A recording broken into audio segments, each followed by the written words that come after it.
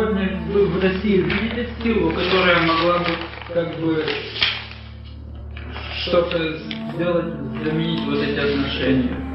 Хотя бы закончить в первом этапе России? Я полагаю, что при таком состоянии, когда высшее политическое руководство уже откровенно авантюристы,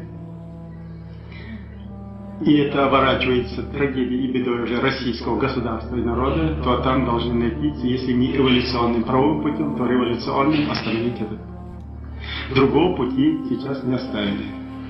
Или революционно путем остановить руководителей взорвавшихся, дальнейший развал России и ее дискредитацию на мировом уровне, с последующими тяжкими последствиями для российского государства и народа. Или принудить политическое руководство перейти на другие отношения в этой ситуации. Другого пути нет. Так это губительно для самой России. Все это военные заявляют. Десятки высшего эшелона генералов отказываются участвовать в этой авантюре. Продолжать участие десятки.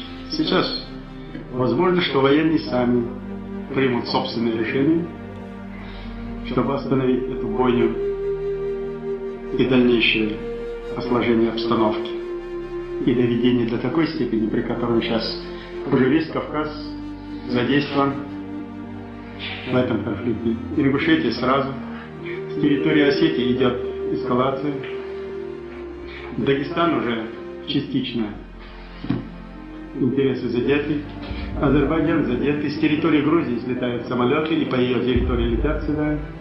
Так что весь Кавказ уже прямо или косвенно вовлечен